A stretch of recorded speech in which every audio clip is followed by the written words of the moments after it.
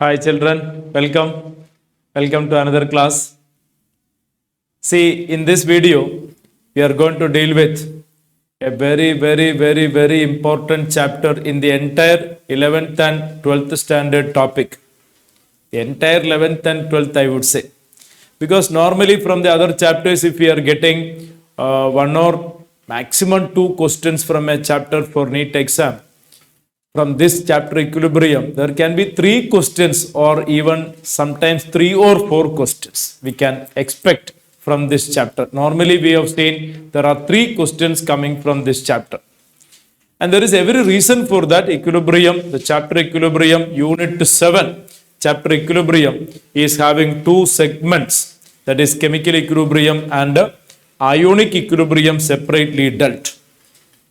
So this is the chapter we are going to review. This is the chapter we are going to have a rapid revision in this session. Can we start? Are you ready? Get ready, get ready. Yes, we are going to start. The chapter equilibrium. See what is the term equilibrium and what is being dealt in the chapter. All of you know there are two types of chemical reaction. One is called a reversible reaction. Chemically reversible, we are dealing with thermodynamic reversibility in another way. Chemically speaking, reversible, irreversible means there are so many reactions which are reversible in nature. Many chemical processes and including physical processes, there are reversible processes. What is a reversible process? A reactant converted to product and product is reverting back to reactants. That is a reversible process. For example, hydrogen react with iodine, you get hydrogen iodide, and hydrogen iodide being easy way, it is reverting back to, decomposing back to hydrogen and iodine. This is called a forward reaction and this is called a backward reaction. While what is a irreversible process? Irreversible process. A irreversible process is the one where reactant is converted to product and it is completely converted to product and products does not revert. There are several examples which are irreversible process. If you burn a piece of paper, it is irreversible process. Burning of fuels, irreversible process. Rusting of iron, irreversible process. Aging is an irreversible process. While there are many reactions which are reversible in nature. If you take the neutralization of hydrochloric acid with the NaOH, giving NaCl and water, this is an irreversible process. Neutralization reactions are involving strong acid, strong base. It is an irreversible process. Precipitation reactions, many times irreversible process.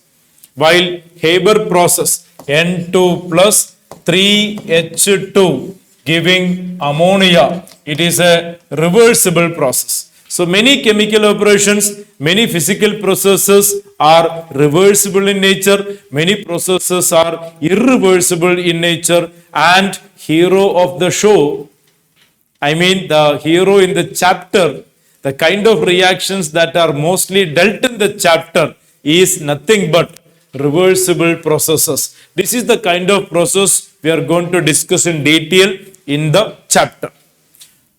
Right? Let me give you two graphical diagrams. Try to understand which is the reversible, which is irreversible. Here along the y-axis I am taking concentration and along the x-axis I am taking time or reaction progress. Now I need two graphs. Let me take a copy. Yes. You see graph 1. This is reactant and this is product. A change in concentration versus time for reactant and product. This is graph 1. And a change in concentration of reactant and change in concentration of product. Graph 2. Can you identify? I'm sure majority can identify. Very easy question. Which is reversible reaction and which is irreversible reaction? Which is reversible among the two? One or two? Which is reversible? No doubt. This is reversible process. This is reversible process, while this is irreversible process. Irreversible process. In a irreversible process, quantity of reactant comes to zero and the product is maximum. While reversible process, a reaction will never get completed. See, there is a decrease in concentration of reactant, but after some time, it becomes a constant. And this is the point we call it as equilibrium. Equilibrium is attained in reversible process.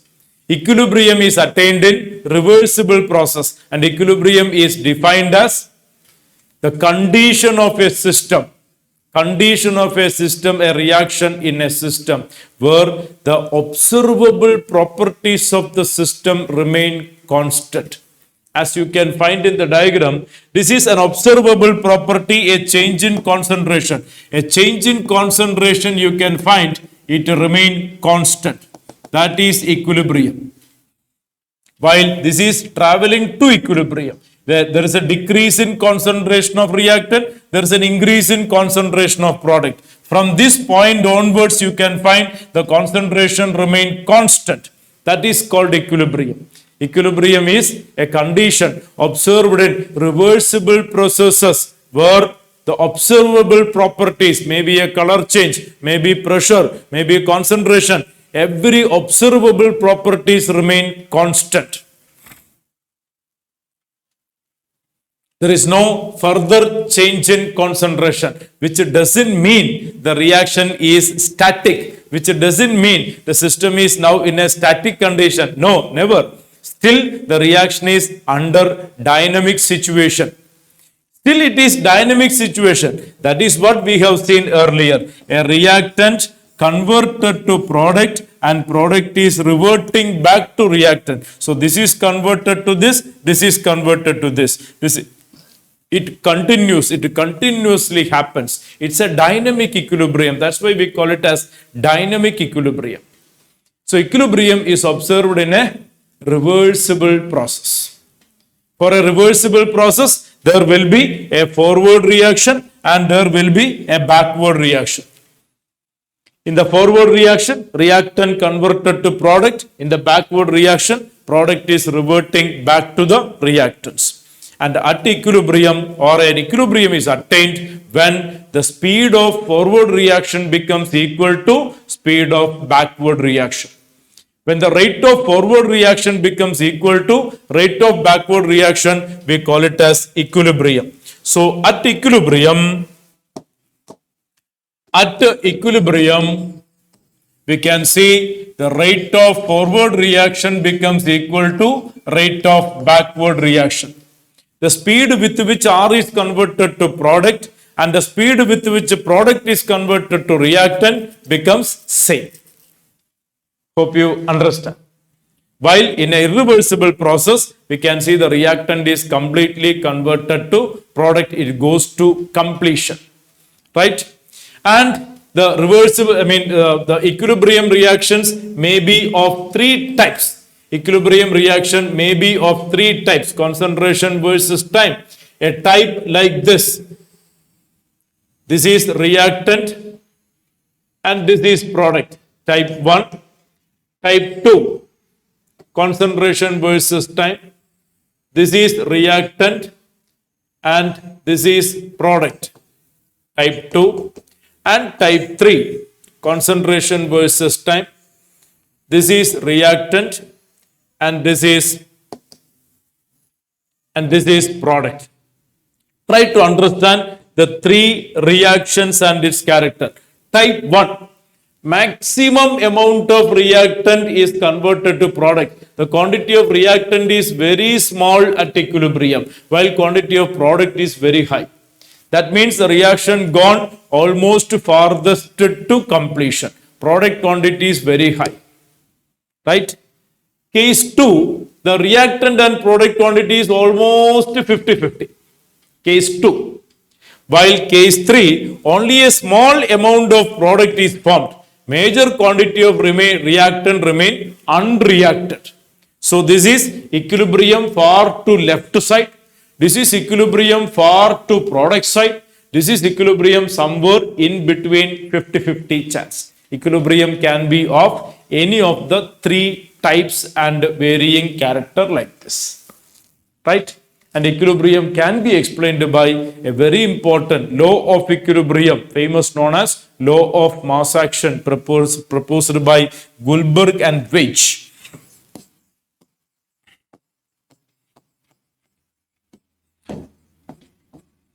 Proposed law of mass action. Law of mass action, proposed by Goldberg and Veitch. Law of mass action, very important, explaining law of equilibrium. What is law of mass action? Which states that rate of a reaction is directly proportional to product of molar concentration of reactants with a power equal to their coefficient. For example, A moles of A plus B moles of B reversibly converted to C moles of C and D moles of D. Just imagine a hypothetical reaction. This is forward reaction and this is backward reaction. You can write law of mass action, rate of forward reaction proportional to concentration of A to the power A, concentration of B to the power B. This is law of mass action. Rate of a reaction is directly proportional to product of molar concentration of reactants with a suitable power equal to the coefficients. That is law of mass action. This is forward reaction. How comes in backward reaction? RB proportional to concentration of C raised to C, concentration of D raised to D. I think all of you know any term written in square bracket that we usually represent as molar concentration. This is molar concentration of A. This is molar concentration of B. Instead molar concentration, at that moment of explaining the law, they were using the term active mass. Active mass, modern terminology, nothing but molar concentration. So in some of the question, if you find active mass means the effective quantity involved in the reaction. It is molar concentration. So rate of forward reaction like this, rate of backward reaction like this. I don't have to tell you why rate of backward reaction like this. When you take rate of backward reaction, see when you move from left to right, these are the reactants. Hope you understand. Now, removing the proportionality constant, you can write RF equal to a constant KF into A raised to A into B raised to B. And RB is equal to a constant KB into C raised to C into D raised to D. So this is rate of forward reaction. This is rate of backward reaction, and the constant KF called rate constant, velocity constant forward reaction. This is rate constant backward reaction. And at equilibrium, the rate of forward reaction becomes equal to rate of backward reaction. Right? So what do you get? RF equal to RB at equilibrium. So what we can write? KF A raised to A, B raised to B equal to KB C raised to C, D raised to D. Now rearrange. KF by KB is equal to C raised to C, D raised to D by A raised to A, B raised to B. Now, this is the ratio of KF and KB, the ratio of rate constant of forward reaction and backward reaction. That is called equilibrium constant. You can write KC, equilibrium constant, equal to concentration of C raised to C, concentration of D raised to D, concentration of A raised to A, concentration of B raised to B. And the term Kc called equilibrium constant. which is a function of temperature. Kc is a function of temperature. Why Kc? C for concentration term. This is Kc equilibrium constant in terms of concentration term. So Kc is equal to C raised to C, D raised to D, A raised to A, B raised to B, where A, B, C, D put in square bracket, A, B, C, D, they are molar concentration of the reactants A, reactant B, product C, product D at equilibrium. These are molar concentration of A, B, C, D at equilibrium. Please be very careful. And this is called a law of equilibrium, this is the derivation from law of mass action. Hope it is clear. Right? And what is the Kc? Kc stands for equilibrium constant expressed in terms of molar concentration. Sir, can we express in another way? Yeah, we can. We can express in several ways. We are expressing another one, Kp, equilibrium constant in terms of partial pressure. You can represent equilibrium constant in terms of partial pressure. That is Kp. That is Kp. Imagine all these are gases. Imagine A, B, C, D are gases. You can write Kp, equilibrium constant in terms of partial pressure. For molar concentration, we write like this, Kc. For partial pressure, it will be partial pressure of C raised to C, partial pressure of D raised to D, partial pressure of A raised to A, partial pressure of B raised to B. You can do it like this. So Kc we express in terms of molar concentration of A, B, C, D at equilibrium. Kp we write in terms of partial pressure of A, B, C, D at equilibrium. Pa, Pb, Pc, Pd, that is called a partial pressure of A, B, C, D at equilibrium. Right? And see, we can have a relation between Kp and Kc. You know, Pv is equal to nRT and P is equal to n by V RT and P is equal to concentration C RT. So you can write Pa equal to Ca, that is concentration of A, like this into RT. Similarly, Pb is equal to concentration of B into RT. Now substitute here, what do you get? Kp is equal to Pc. It will be concentration of C RT whole raised to C. Now Pd, it will be concentration of D RT whole raised to D. Pa raised to A, it is concentration of A RT whole raised to A. The next one, concentration of B RT whole raised to B. Right? What do you get? What do you get? This one upon simplification. This one upon simplification. What you can get?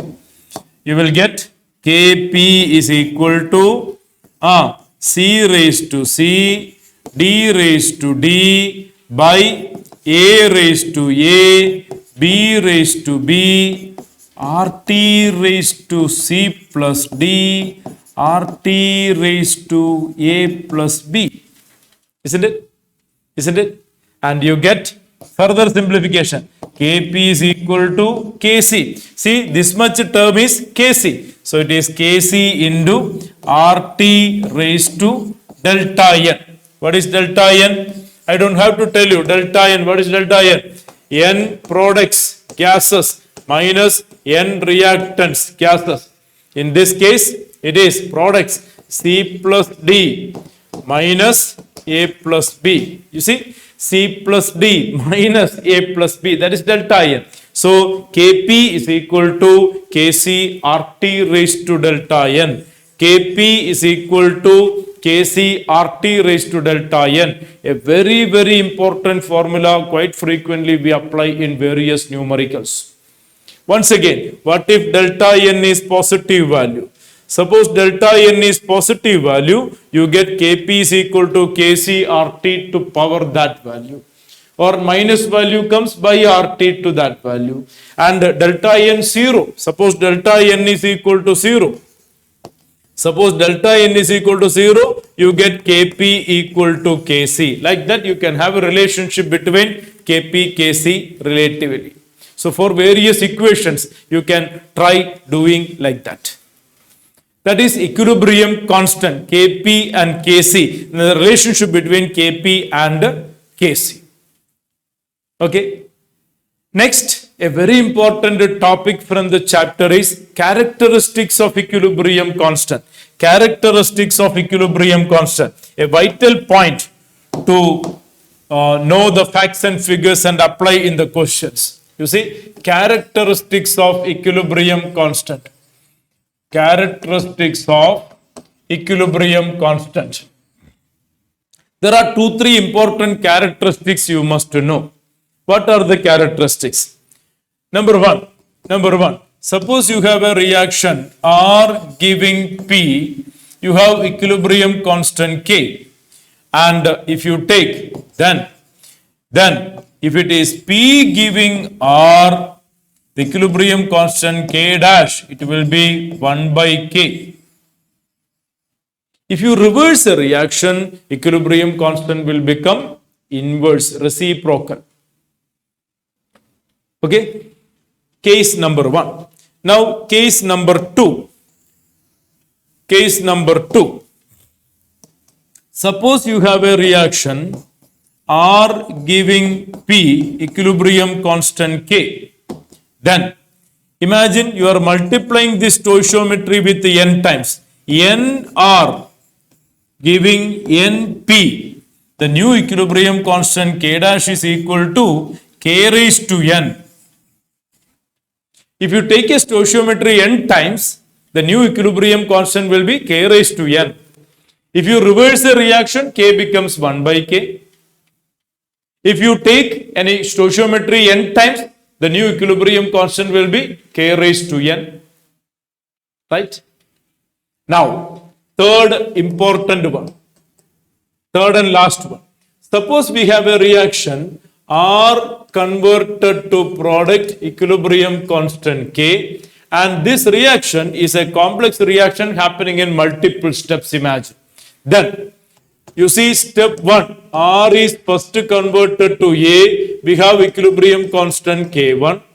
Second step, A is reversibly converted to B, we have equilibrium constant K2. Third step, we have B converted to final product P, have equilibrium constant K3.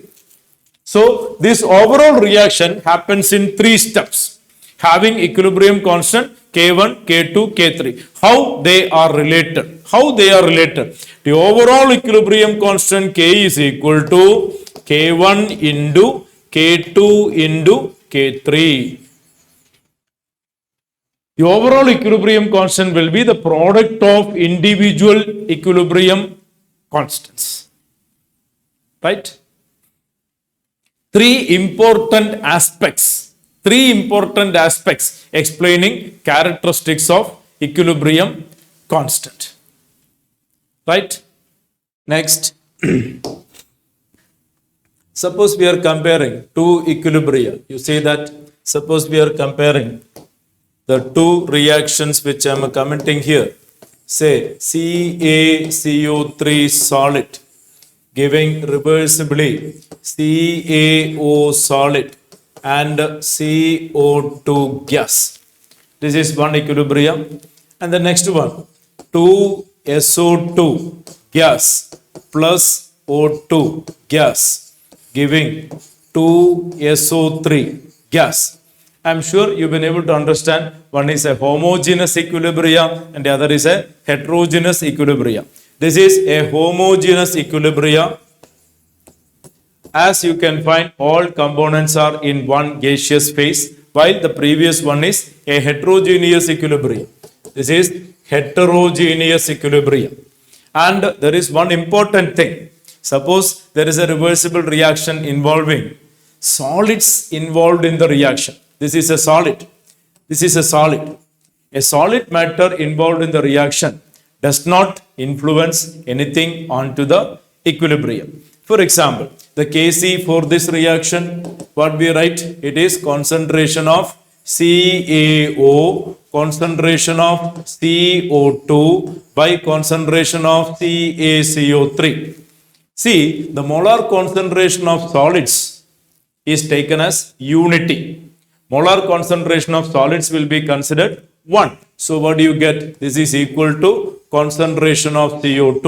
So this equilibria is governed only by the change in concentration of the gaseous component 1 available, that is carbon dioxide. That means the two solid components, either calcium carbonate or calcium oxide, does not have any role in the equilibrium. Or if you take Kp, it will be only partial pressure of carbon dioxide that is influencing the equilibrium.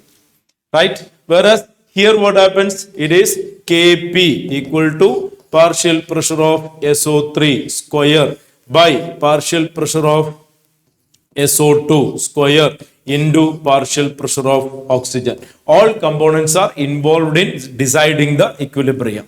So that is a very important point concerned to homogeneous and heterogeneous equilibria, particularly when solid matters are involved. They are not affecting a change in concentration, does not affect the equilibria. Okay, that's a very important point.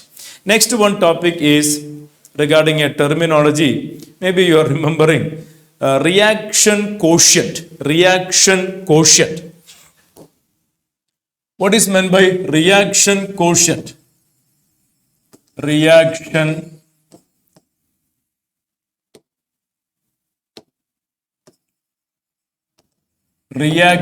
quotient represented as QC.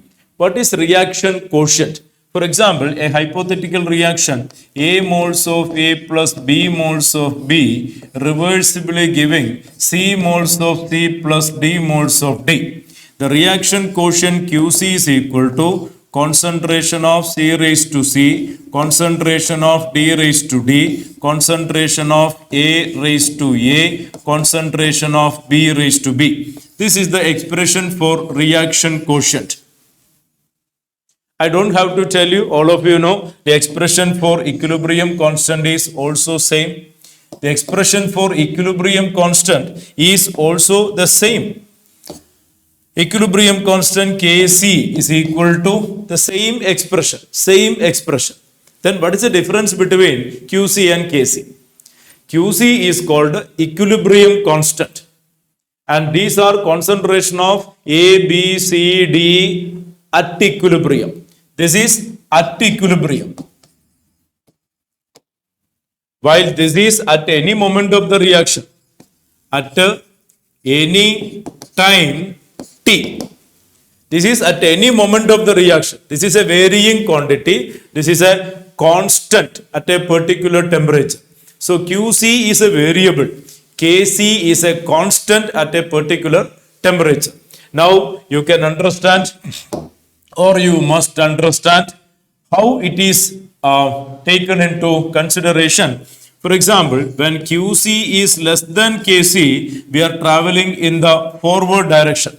The reaction is favored in the forward direction when QC is less than Kc. Suppose QC is equal to Kc, we can say we are at equilibrium. Or rather, I would express this symbol like this. We are traveling in the forward reaction. Mostly forward reaction takes place and a very small quantity of backward reaction. Suppose QC is equal to Kc, we are at equilibrium. The rate of forward reaction and backward reactions are equal. What about QC greater than Kc? We were traveling from the back side. We were traveling from the reverse side, and you can see the reverse reaction is dominating and forward reaction is less. Hope you get the picture. So QC less than Kc, mostly forward reaction happens. QC greater than Kc, mostly backward reaction happens. QC equal to Kc, we are at equilibrium. Right? Kc is a constant. Pictorially, I will represent the one which you find in the NCERT textbook. You see the three conditions. The three conditions. This is QC.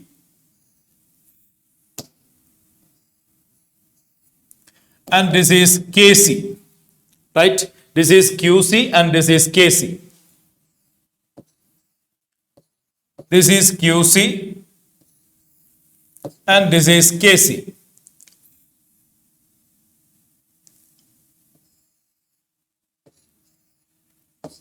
This is QC and this is KC. Hope you understand. At a particular temperature, I have marked KC as constant. KC is constant and this is KC. This is KC. KC remain constant at a particular temperature. You can see that. And this is condition number 1, this is condition number 2, and this is condition number 3. Condition number 1, you can understand QC is less than KC. And you can understand the reaction happens in the forward direction as QC is traveling towards KC. And now this is QC equal to KC, we are at equilibrium. And this is QC greater than KC, it is traveling towards KC, that is backward reaction takes place. So this is a condition where forward reaction dominates. This is a condition where the equilibrium is happening, and this is a condition where backward reaction dominates. So here QC increases, traveling towards KC. Here QC decreases, traveling towards KC. And this is at KC, at equilibrium. Right? So QC can tell us where we stand. QC can tell us in an equilibrium where we stand. I think it is clear. Okay. Next is one of the most important topic from the chapter, factors affecting equilibrium. Very, very, very important topic. Quite frequently questions are coming from that area. Factors affecting equilibrium.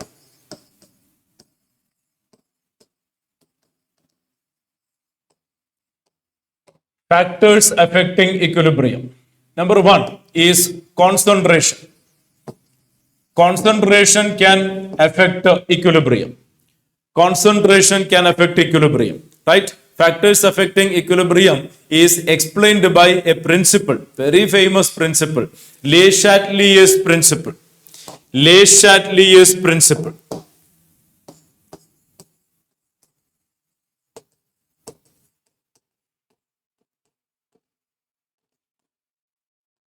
I think many of you remember what is Le Chatelier's principle. What is Le Chatelier's principle? A reaction under equilibrium, when undergo some sort of disturbances by change in any of the parameters, the system will adjust itself to nullify the effect of that change. If there is in a reaction under equilibrium, if there is any sort of changes happening in any of the parameters, like change in concentration, change in pressure, change in volume, change in temperature, etc., etc., etc. Various factors. Various factors when undergo a change in a system under equilibrium, the system will counteract. The system will counteract to reduce the effect of that change. That is called Le Chatelier's principle. System try to nullify the effect of that change. That is Le Chatelier's principle. Right? A very important principle, and the applications of that is called factors affecting equilibrium we are going to discuss. So number 1, effect of concentration. Suppose we take the equilibrium, say nitrogen plus 3 hydrogen giving 2 ammonia, all are gases. Imagine this is a reaction under equilibrium, right? What happens if the concentration of nitrogen is increased? What will happen if the concentration of nitrogen is increased? Suppose I am increasing the concentration of nitrogen. We can see that the forward reaction is happening. When the concentration of nitrogen increases, the forward reaction will happen, and among the added nitrogen, some quantity will be converted to ammonia by using the existing equilibrium quantity of hydrogen also. Right? What happens if hydrogen is added? Again, the same result, forward reaction will take place. What if nitrogen and hydrogen added? So to an equilibrium, when you increase the quantity of reactants, the reaction will happen in forward reaction and you get more of products. What if I am adding ammonia? Suppose we are increasing the concentration of ammonia, what will happen? Then the reaction will go to backside. Hope you get the picture. When the concentration of reactants are increased, forward reaction will favor. When the concentration of product is increased, backward reaction will favor. Okay. So to get more ammonia, what do? We should keep on supplying nitrogen and hydrogen. Keep on supplying nitrogen and hydrogen, you will get more and more ammonia.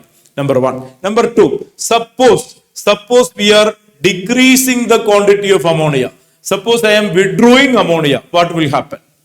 Upon withdrawing ammonia, we can see that again the forward reaction will take place. Right? So withdrawal of the product will cause the reaction to shift in forward direction. What if we are withdrawing the reactants? Suppose I am withdrawing nitrogen, suppose I am withdrawing hydrogen, then the backward reaction will take place. So adding reactants, forward reaction will be favored. Adding product, backward reaction will be favored. Withdrawing products, forward reaction will be favored. Withdrawing reactants, backward reaction will be favored. Now comes a question: to get maximum yield of ammonia, what do we do? To get maximum yield of ammonia, what do we do? To get maximum forward reaction, what do we do? We have to ensure we are continuously supplying nitrogen and hydrogen. Number one, we are withdrawing ammonia as and when it is formed.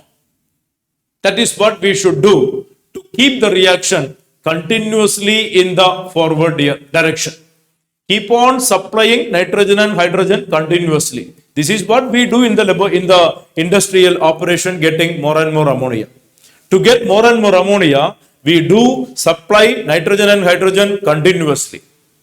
And we do withdraw ammonia gas, condense it into liquid form and withdraw continuously, so that we never allow the reaction to attain equilibrium.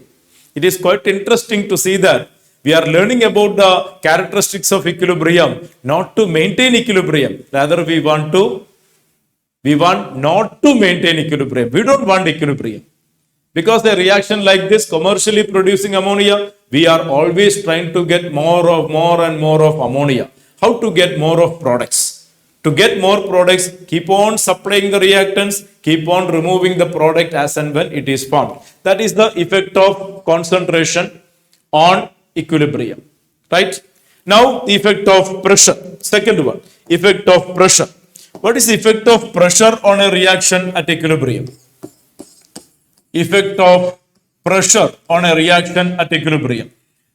Suppose we are taking, say, the same reaction, N2 gas plus 3H2 gas giving 2NH3 gas. Imagine we are maintaining this equilibrium. We are having an equilibrium reaction like this. What is the effect of pressure? If we increase the pressure, system will counteract. Le Chatelier's principle. If we increase the pressure, the system will counteract to reduce the effect of pressure. Imagine we are increasing the pressure by altering the partial pressure of any one of the components involved. There are three gases in the equilibrium: nitrogen, hydrogen, ammonia. By influencing the partial pressure of either of these three gases, if we increase the pressure, you see what will happen? System will try to decrease the pressure. How the system can decrease the pressure? See, pressure is related to number of moles. On the product side, you have 2 mole. On the reactant side, you have 3 plus 1, 4 mole. So, upon increasing the pressure, system will try to decrease the pressure. To decrease the pressure, number of moles should be decreased. And therefore, the reaction will be traveling in the forward direction. Because reactant side 4 mole, product side 2 mole.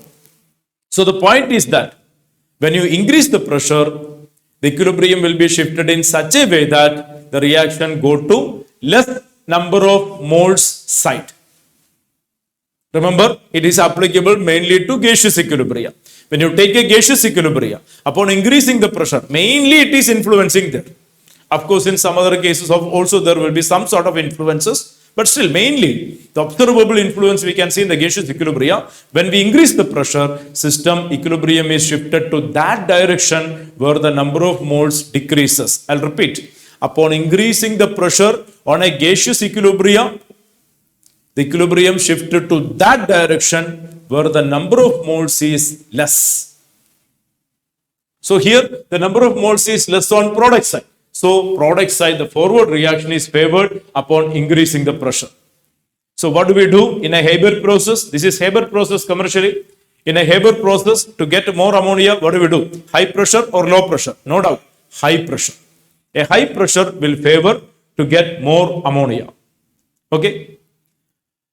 Suppose we take up the reaction PCl5 gas reversibly giving PCl3 gas plus Cl2 gas. What is the effect of pressure? What is the effect of pressure? This side we have 1 mole, this side 1 plus 1, 2 mole. Suppose increasing the pressure, forward or backward? Forward or backward? Increasing the pressure, the system will go to that direction where the number of moles is lower. The reaction will come to this side. Is it clear? But sir, then what will happen in this reaction, sir? H2 gas plus I2 gas reversibly giving 2HI gas. What is the influence of pressure in such a reaction, sir? No effect. Why no effect? 1 mole, total 2 mole on reactant side and 2 mole on the product side. What is the effect of pressure? No effect. No effect. So upon changing a pressure in a reaction like this, there is no influence. In a reaction like this, forward reaction favored. In a reaction like this, backward reaction favored. Hope you get the picture according to Le Chatelier's principle. So factor number 1, change in concentration. Factor number 2, change in pressure. Factor number 3, change in temperature. Change in temperature. Effect of temperature. What is the effect of temperature on a reaction under equilibrium? Depends on the thermodynamic nature of the reaction. Suppose you have an exothermic reaction. Suppose you have an exothermic reaction, it is favored at a low temperature. An endothermic reaction favored at a high temperature. So it depends on the thermodynamic nature. An exothermic reaction favored at a low temperature, while an endothermic reaction favored at a high temperature. Try to understand an endothermic dissolution of sugar. An endothermic dissolution of sugar, is it happening comfortably at hot water or chilled water? Is it in a cool water or hot water? Dissolution of sugar is comfortable. No doubt. In hot water, it is highly dissolving. In hot water, it is highly dissolving as it is endothermic. At the same time, dissolution of quicklime, which is an exothermic process, the water preferred is cool water. So at a low temperature, exothermic reactions are favored. At high temperature, endothermic reactions are favored. Right? What about the Haber process? What about Haber process? N2 plus 3H2 reversibly giving 2 ammonia. Are you aware? Is it exothermic or endothermic? No idea. Ammonia is an exothermic product. So this is an exothermic product. This is an exothermic product. So what is the effective temperature? What is the effective temperature that is expected for the equilibrium? Low temperature or high temperature? It is low temperature. So this reaction is favored at a low temperature, right? But being an industrial process, we go for a optimum temperature. Being an industrial process, we go for a optimum temperature. To get a good yield of ammonia, it is advisable to conduct low temperature. Suppose you take a low temperature, the yield of ammonia, somewhat 95% you get. Suppose you go for a high temperature, the yield of ammonia may be only 65%. That is the difference. But still, we may prefer some optimum high temperature being an industrial process, and we are not worried regarding the difference of yield. But this we prefer. Why? Because at a low temperature, you get 95% yield, but it takes 5 hours. At a high temperature, you get a 65% yield, which you get in 15 minutes, which is preferred. A 95 yield 5 hours or 65 yield some 1 hour, which will be preferred? We prefer the second one in case of commercial operation, industrial processes where time is money.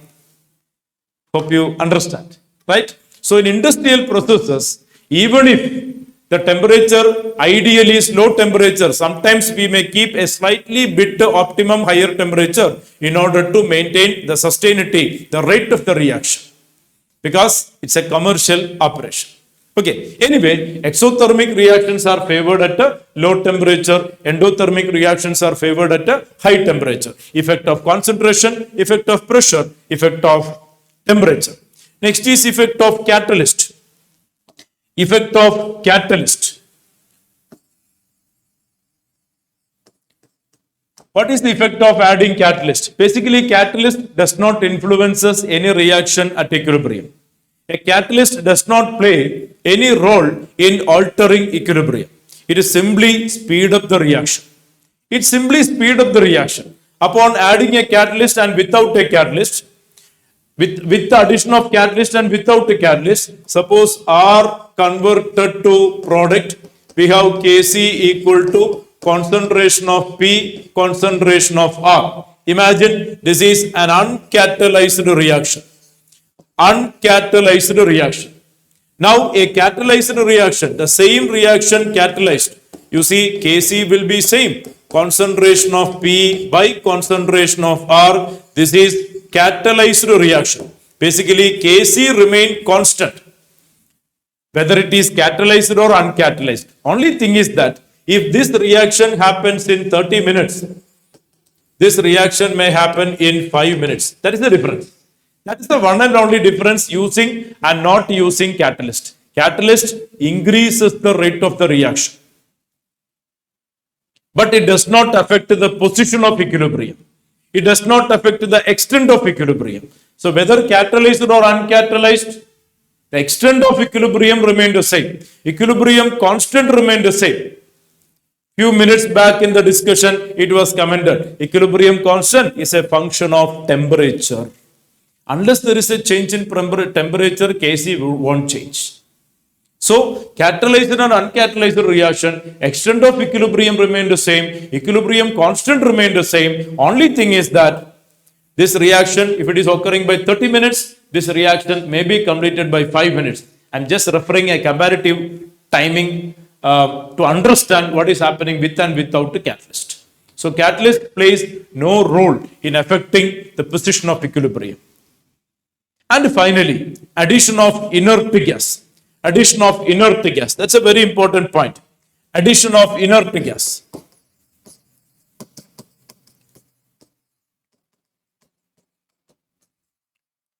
Addition of inert gas to a reaction under equilibrium, we need to study under two conditions. One at a constant pressure, one at a constant volume. One at constant pressure, one at constant volume.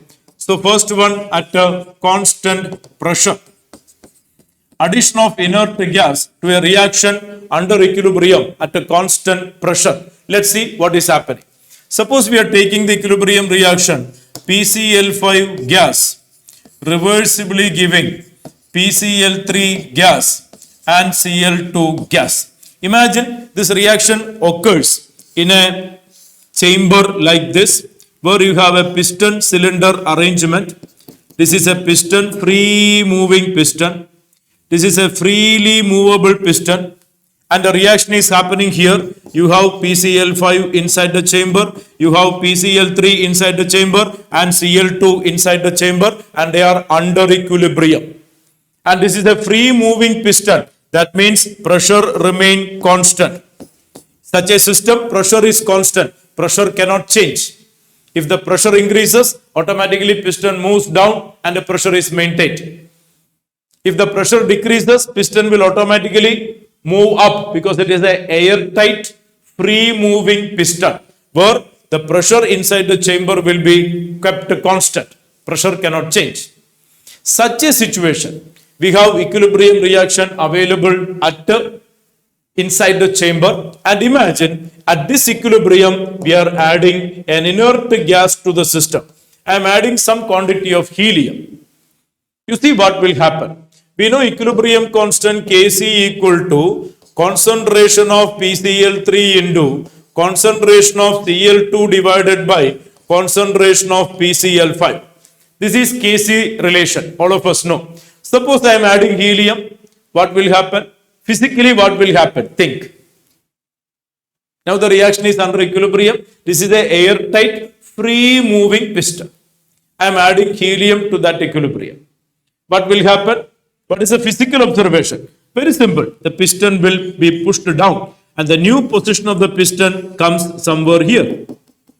Earlier, this was the volume, say V1. Now the volume is this one, V2. Imagine volume doubled. Imagine, just imagine, volume doubled. Doubling the volume means concentration will become half. When the volume doubles, concentration of each components will become half. You know, molar concentration equal to mole per liter. When the volume doubles, concentration will become half. Just imagine, by adding helium, the piston moved down and the volume made double. That means the concentration of each component becomes half. This will become half. This will be reduced. This will be reduced. This will become half. This will become half. This will become half. Or this will be reduced according to increase in volume. So, two term in the numerator decreases and one term in the denominator decreases equally. Therefore, Kc tend to decrease. See, the system will counteract. System will counteract to nullify the effect of the change. That means system will try to increase the Kc value. By adding helium, the consequence is Kc tend to decrease and the system will try to counteract. It will try to increase Kc value. So how the system can increase Kc value? It is by producing more products. So the reaction should travel in the forward direction. The reaction will travel in the forward direction and more products are formed. The concentration of these two will increase and this will decrease and thereby decreasing Kc value will be maintained. System will not allow to change Kc unless there is a change in temperature. So I'll repeat. Upon adding inert gas into such a system, naturally the piston will move down, volume will increase, concentration will decrease. This will decrease, this will decrease, this will decrease. So two terminology decreases on the numerator side and one terminology decreases the denominator side. Kc tend to decrease and the system counteract to increase Kc. And how it can increase Kc? By increasing the amount of products.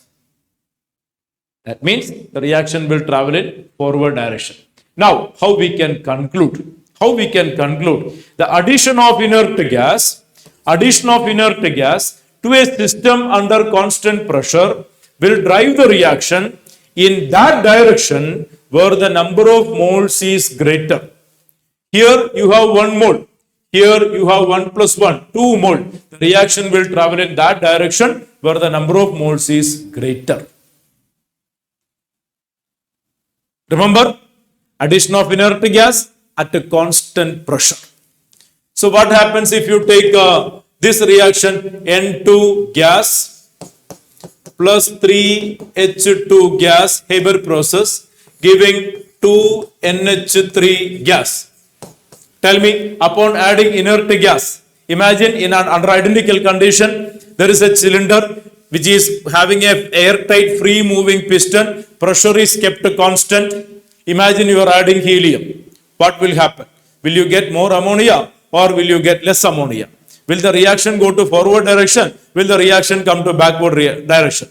Listen, the reaction go to that side where the number of moles is greater. Where the number of moles is greater? Where is the number of moles greater? Here you have 2 mole. Here you have 3 plus 1, 4 mole. So it is to this side the reaction will be traveling. That means addition of inert gas does not favor production of more ammonia. Rather, it favors the decomposition of ammonia. Hope you get the picture. Right? Now, what if the addition of inert gas done at a constant volume? What if the addition of reaction done at a constant volume? Constant volume. Here itself, what will be the effect if you take the reaction H2 gas plus I2 gas giving 2HI gas? What will be the effect? Here it is 1 plus 1, 2 mole. Here it is 2 mole. What is effect? No effect. No effect. Addition of inert gas at a constant volume. No effect if there is no difference in the number of moles on either side. Right? What happens at a constant volume? Delta V equal to constant. That means you have an identical scenario. You have a piston cylinder arrangement. But here the piston is fixed. The piston is unable to make a movement. There is no free movement of the piston. And here you have the same equilibrium, just imagine. There is PCl3, there is PCl5, and there is Cl2, just imagine, where Kc is equal to concentration of PCl3, concentration of Cl2 by concentration of PCl5. This is the reaction under equilibrium inside the system. Look at the difference. The volume remain constant. Volume cannot change. Because, and see the condition, delta V equal to 0. You are making a non-moving piston. Piston is fixed. Piston cannot move freely. So the volume is constant. Now, here we are adding helium. Imagine, here we are adding an inert gas helium. Will there be a change in volume? No, the piston is fixed. No change in volume. The volume does not change. Molarity equal to mole per liter. Volume does not change. Obviously, concentration does not change. Obviously, there is no change here. No change here. No change here. No change in Kc. No effect. No effect. Absolutely no effect. So, addition of inert gas at a constant volume. You take any reaction, no effect. But sir, by adding helium, the pressure increases. No, sir. So, there will be some effect. No, sir. No. You are adding helium, okay, pressure increases, okay. But that pressure is the partial pressure of helium. There is no change in the partial pressure of any of the reacting components. Suppose the pressure maintained by PCl5 is 2 and the pressure maintained by this is 4 and the pressure maintained by this is 4. Imagine, this is 2 atm, pressure of PCl5 2 atm, pressure of PCl3 4 atm, pressure of Cl2 4 atm. Therefore, total pressure P total, it is 4 plus 4 plus 2, 10 atm before adding inert gas. After adding inert gas, P total may become 15 atm. But still, the pressure of the reacting components remain the same. Pressure of the reacting components remain the same. This is total pressure after adding inert gas, 15. I can tell you, it is 4 plus 4 plus 2 plus 5. This is 4 plus 4 plus 2. Pressure of PCl5, 2. Pressure of PCl3, Cl2, 4 and 4. Here it is 4, 4, 4, 4, 2. This much will be same. And this 5 is the pressure due to helium. Of course, there is an increase in pressure, but there is no change in the partial pressure of any of the reacting components. See, 10 pressure become 15 pressure. And that difference 5 is pressure of helium. And helium is a non-reacting gas. Hope you get the picture. The total pressure increases, but that increase is not caused by the change in partial pressure of any one of the reacting components. Their pressure remains the same. So, no effect. So, addition of inert gas at a constant pressure directs the reaction at equilibrium in that direction where the number of moles is greater. While addition of inert gas for a reaction at a constant volume, there is no effect. Right? These are the important points concerned to factors affecting a reaction under equilibrium. Change in concentration, change in pressure, change in temperature, effect of catalyst, effect of adding inert gas at a constant pressure and constant volume. Okay? Now, another important equation from the last portion of chemical equilibria part. It is you are learning in the topic thermodynamic also. Hope you remember delta G versus equilibrium constant.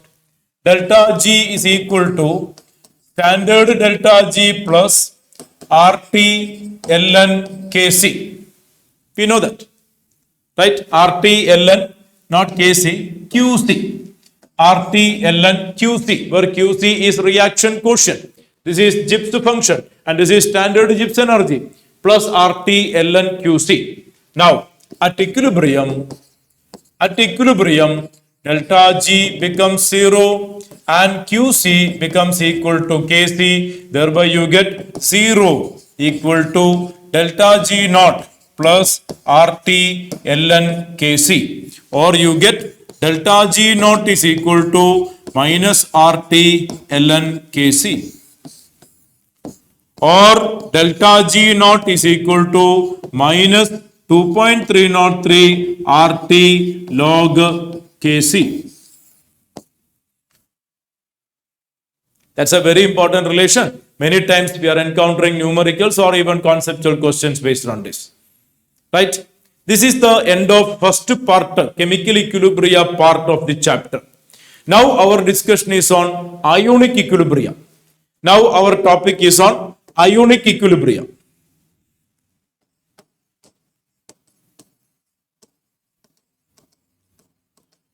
Ionic equilibria. Ionic equilibria is equilibrium reactions, reversible reactions involving ionic reaction. Ionic reaction.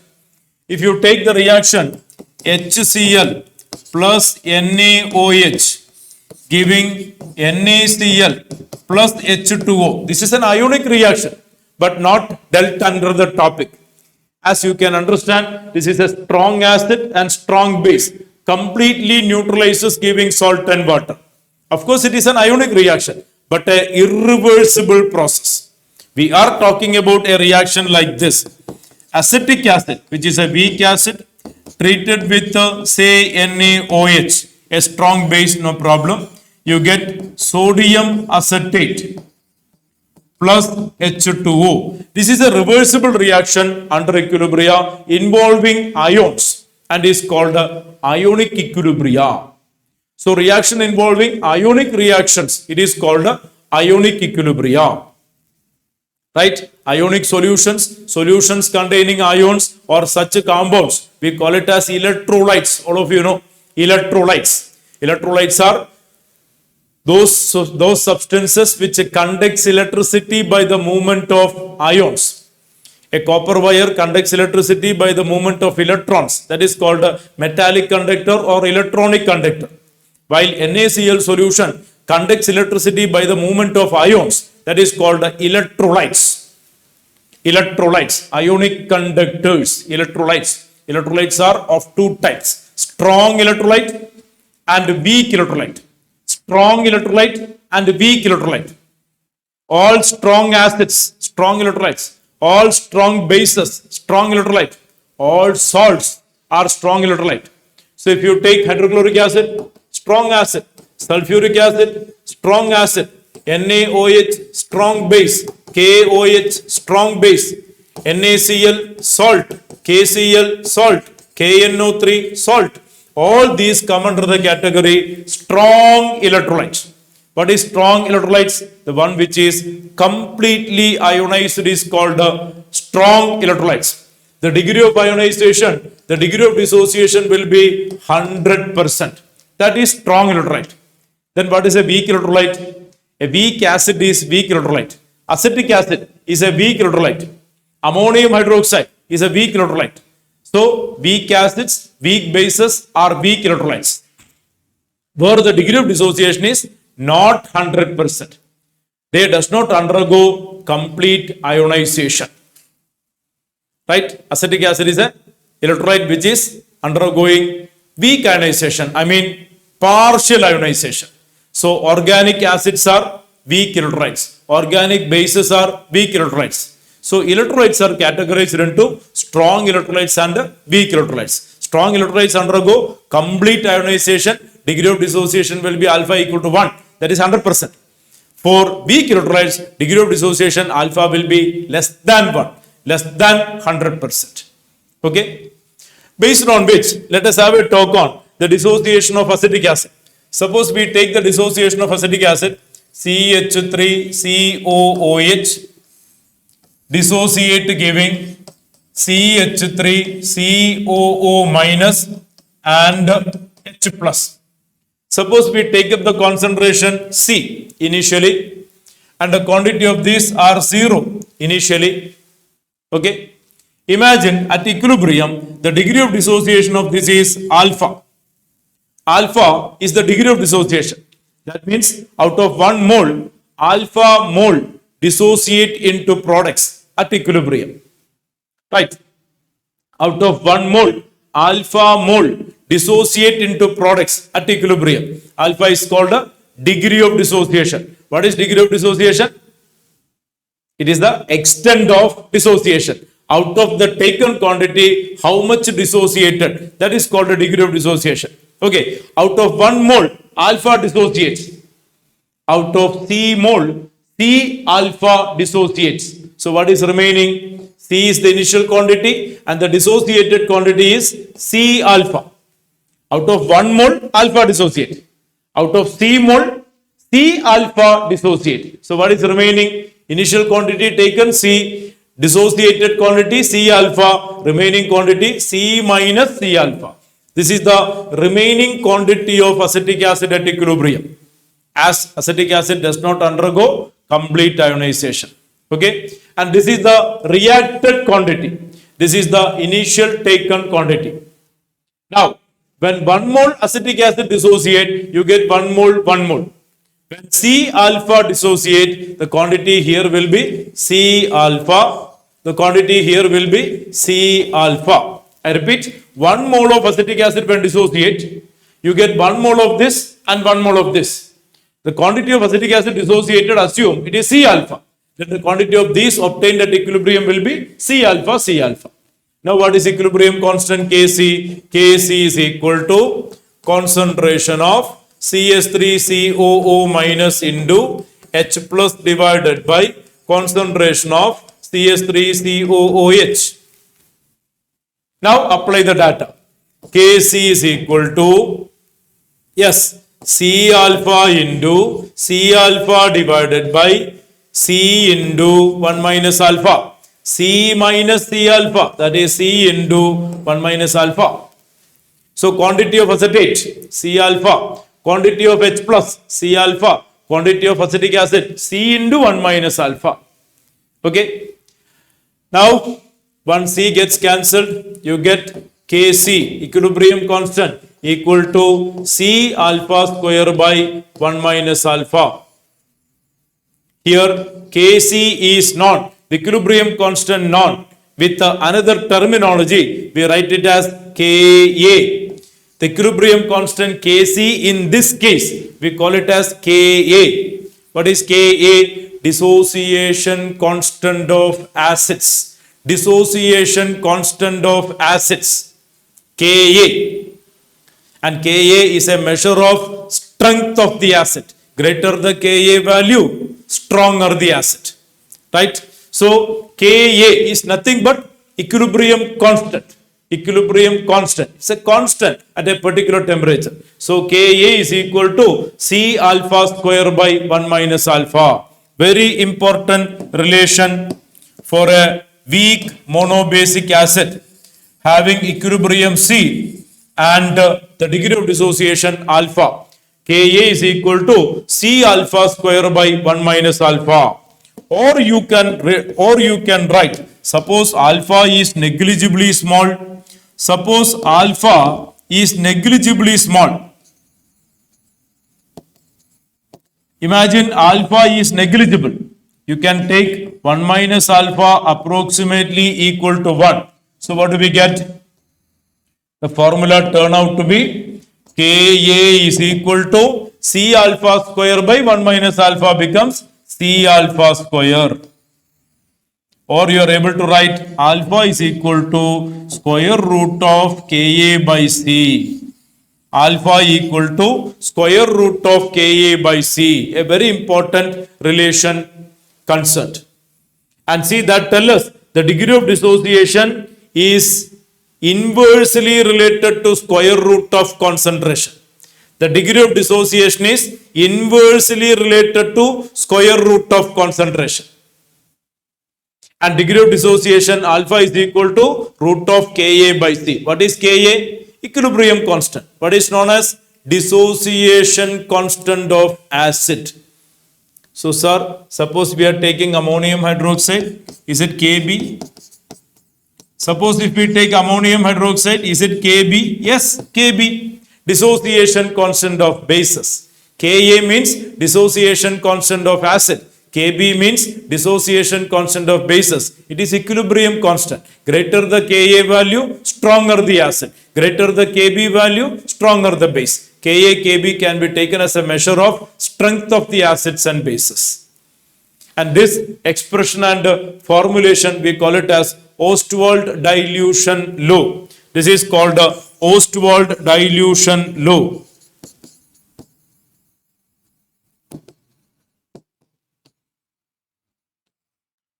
So, degree of dissociation inversely related to square root of concentration for a weak monobasic acid like acetic acid. I hope you get the picture clearly.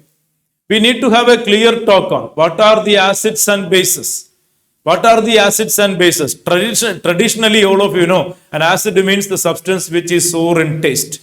A base means the one having bitter in taste and a soapy touch. That's a traditional way of operation, right? While classically, when we come to the advanced theoretical aspects, we should know what is meant by these acids and bases. There are three important principles, there are three important ways, concepts, the acid-base concept is explained. One is called the Arrhenius concept. Number one. Number two called the Bronsted-Lowry concept. Number three called the Lewis concept.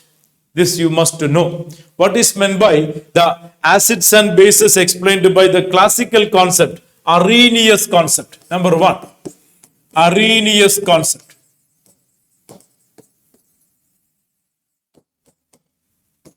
According to Arrhenius concept, what is acids and bases?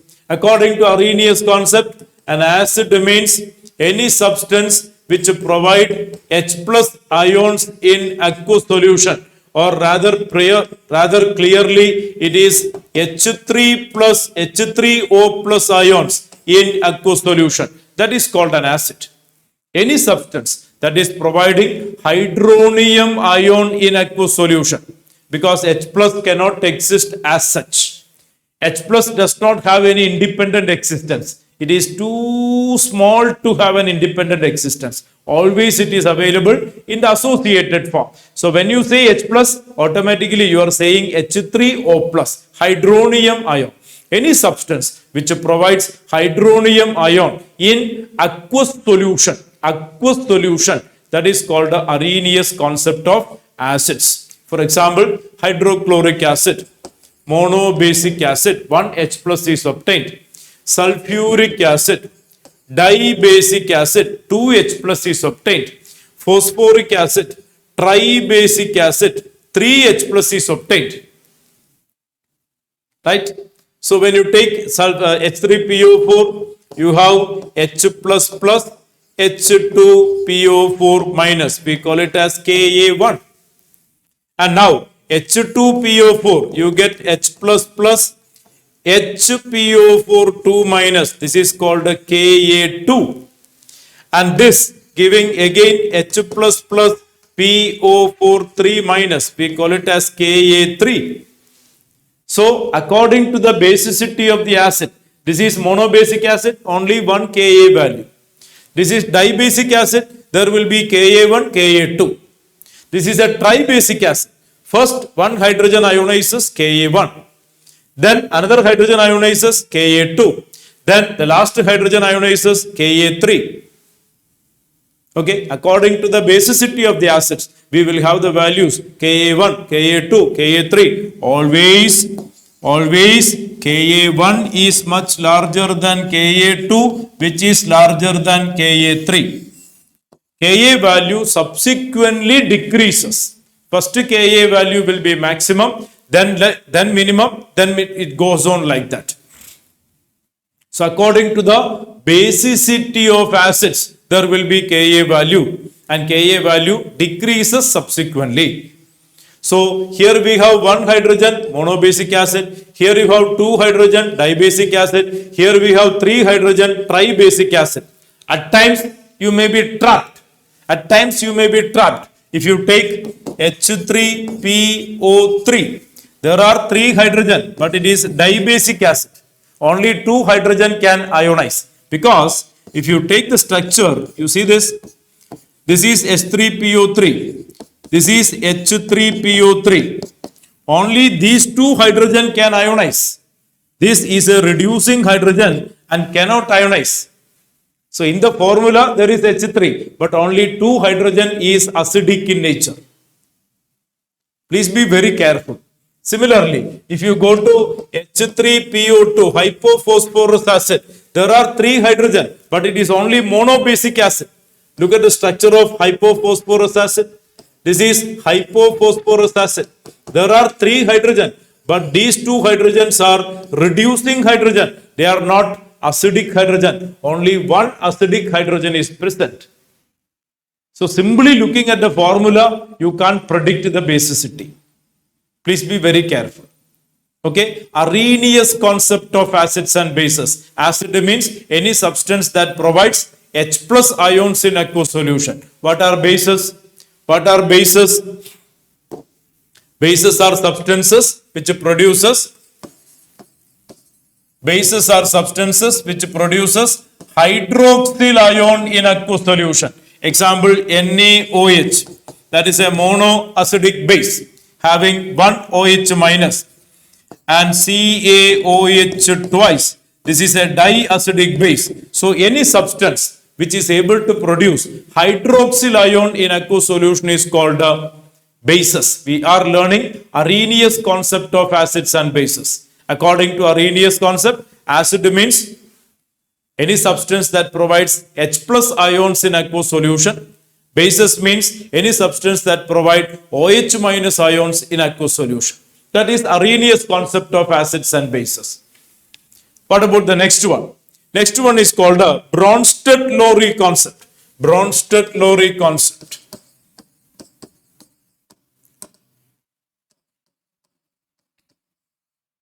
Bronsted-Lowry concept of acids and bases. Bronsted-Lowry concept of acids and bases. According to which, what is an acid? An acid means any substance that is able to provide H plus. Proton donors are called acids. Proton donors. H plus is called a proton. H plus donors are called acids. H plus acceptors are called bases. Acids are proton donors. Bases are proton acceptors. Proton acceptors are called bases. Proton donors are called acids. This is Bronsted-Lowry concept of acids and bases. Bronsted-Lowry concept of acids and bases. For example, if we take up the reaction dry ammonia gas interacting with the dry HCl gas, and you are getting ammonium chloride. This is a context which we can explain as acid-base reaction. Bronsted-Lowry concept of an acids and bases. You see here HCl donate a proton to ammonia, and this act as acid. And ammonia accept a proton from HCl. You see, HCl donate a proton to this and is converted to Cl minus. This is called a conjugate base. This is acid and this is the conjugate base. And ammonia accept a proton and this is acting as a base and this is converted to this. This is called a conjugate acid. So every acid will have a conjugate base. Every base will have a conjugate acid. How to understand their relationship? An acid losing H plus, you get a conjugate base. A base accepting H plus, you get a conjugate acid. So when somebody loses H plus, you get a conjugate base. Somebody gain H plus, you get a conjugate acid. Right? Autoprotolysis of water is explained on this context. Autoprotolysis of water, self-dissociation of water, H2O plus H2O giving H3O plus OH minus. You see, this is acting as an acid and it loses a proton giving OH minus. This is acting as a base and it gains a H plus and you are getting H3O plus. So this molecule acts as an acid and this is conjugate base. This molecule acts as a base and this is conjugate acid. So how to get a conjugate acid? How to get a conjugate acid? Add H plus, you get conjugate acid. How to get a conjugate base? Remove H plus, you get a conjugate base. So this is the conjugate base of water molecule. This is the conjugate acid of water molecule. What about if you are taking ammonia? Tell me. What is the conjugate acid of ammonia? Add H plus. This is conjugate acid of ammonia. What is the conjugate base of ammonia? Remove H plus. This is conjugate base of ammonia. And that is the reason why we call it as, this is having amphoteric character. It undergoes self-ionization. Amphiprotic it is in nature. Amphiprotic, amphoteric, auto reaction, self-dissociation reaction. Right? That is Bronsted-Lowry concept of acids and bases. A very important topic here is a strong acid will have a weak conjugate base. A strong acid will have a weak conjugate base, while a strong base will have a weak conjugate acid. A weak acid will have a strong conjugate base, while a weak base will have a strong conjugate acid. The counterpart will be opposite. A strong acid, counterpart will be weak. A strong base, counterpart will be weak. So, a strong acid, conjugate base will be weak. A strong base, conjugate acid will be weak. A weak acid, conjugate base will be strong. A weak base, conjugate acid will be strong, like that. Right? So, a strong component, the counterpart will be weak. A weak component, the counterpart will be strong, like that. Okay? That is an important idea from Bronsted-Lowry concept of acids and bases. Now the third one, Lewis concept. Lewis concept of acids and bases. Lewis concept of acids and bases. According to Lewis concept, an acid means a substance which acts as a electron pair acceptor. Electron pair acceptor is called a Lewis acid, while a base means electron pair donor. Electron pair donor is called a Lewis base.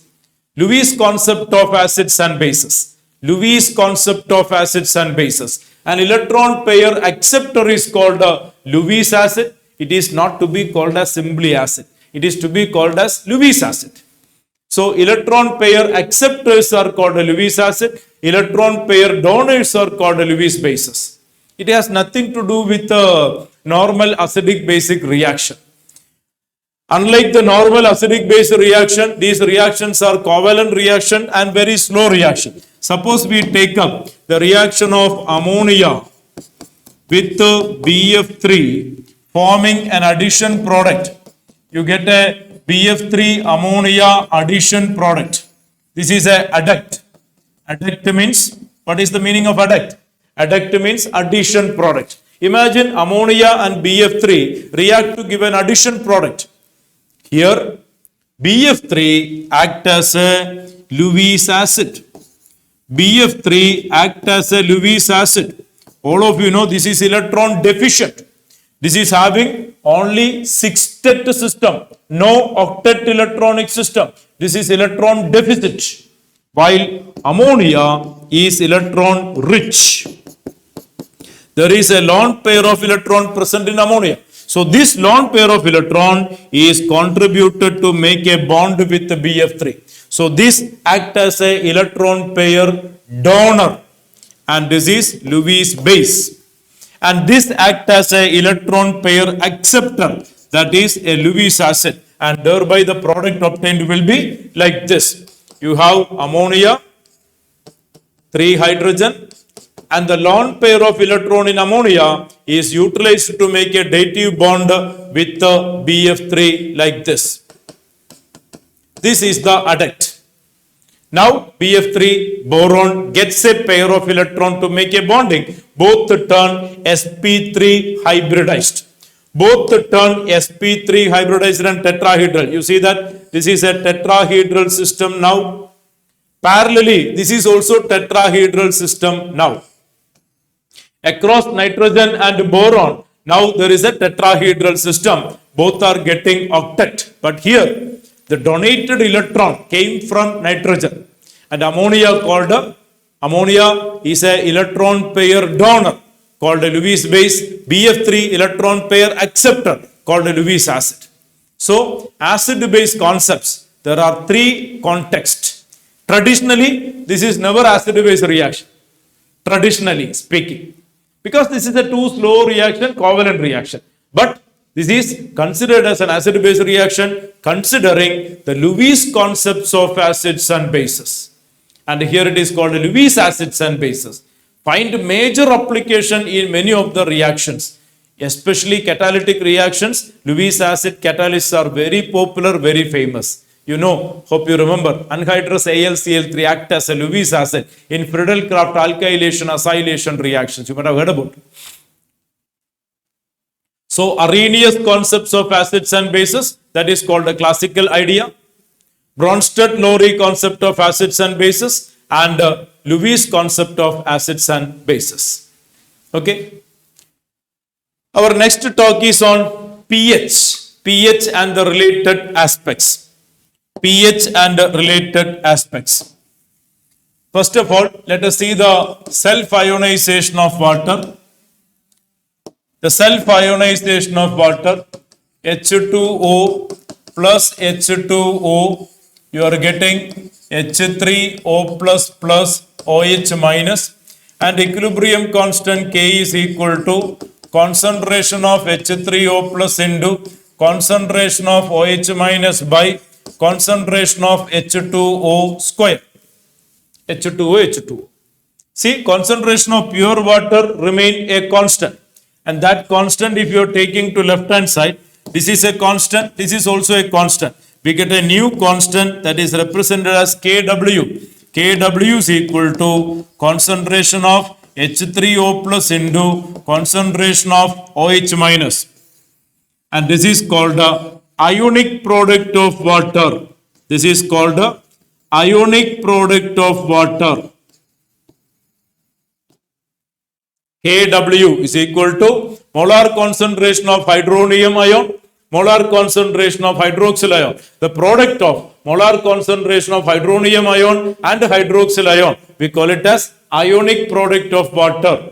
The value of which is Kw value is 10 power minus 14 at a standard condition. 10 power minus 14 at a standard condition. You take any solution, the product of concentration of this and this in a solution will come out to be this for aqueous solutions, based on which we have 3 kind of solution.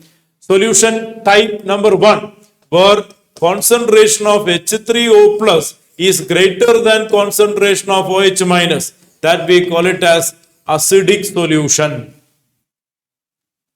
Wherever hydronium ion concentration greater than hydroxyl ion concentration. Say for example, in a solution, imagine hydronium ion concentration 10 power minus 3 molar. What is the hydroxyl ion concentration under standard condition? Very simple. It will be 10 power minus 11 molar. How? How? If this is 10 power minus 3 molar, that will be 10 power minus 11 molar. How? Because the product has to be a constant. This and this, when you multiply 10 power minus 3 into 10 power minus 11 will give you 10 power minus 14. Hope you get the picture. Right? So if this value is this much, this value will be this much, and clearly it is indicating this is greater than this. Such a solution we call it as acidic solution. Then what about a basic solution? For a basic solution, it is OH minus concentration greater than H3O plus concentration. When this is greater value, acidic solution. When this is greater value, it is a basic solution, alkaline solution. Then what is the third one? What is the third one? The hydroxyl ion hydronium ion concentration equal to hydroxyl ion concentration. That is a neutral solution. And what is the value? 10 power minus 7. 10 power minus 7 into 10 power minus 7, you will get 10 power minus 14. So basically, aqueous solutions are three types. Number one, this is greater, acidic solution. Number two, this is greater, alkaline solution. Number three, both are equal and is equal to 10 raised to minus 7 at a standard temperature. It is called a neutral solution. Right? And this three kind of solution is determined, its characters are explained based on a mathematical idea which is evolved as a terminology pH. pH. pH. pH is basically referring potence d hydrogen. Potence d hydrogen. What is potence d hydrogen? Power of hydrogen. Power of hydrogen. And what is that? pH is equal to negative logarithm of H plus concentration. This is pH. Negative logarithm of H plus concentration. Suppose you have a solution where H plus concentration equal to 10 power minus 3 molar. Therefore, pH is equal to negative logarithm of 10 power minus 3. That is minus of minus 3 log 10. You get 3. You get 3. That is pH. What is the scale of pH? Known to all. It is normally from 0 to 40. And the neutral point is 7. This is neutral point. This is less than 7 acidic. And this is more than 7 basic. So equal to 7 neutral, less than 7 acidic, more than 7 neutral.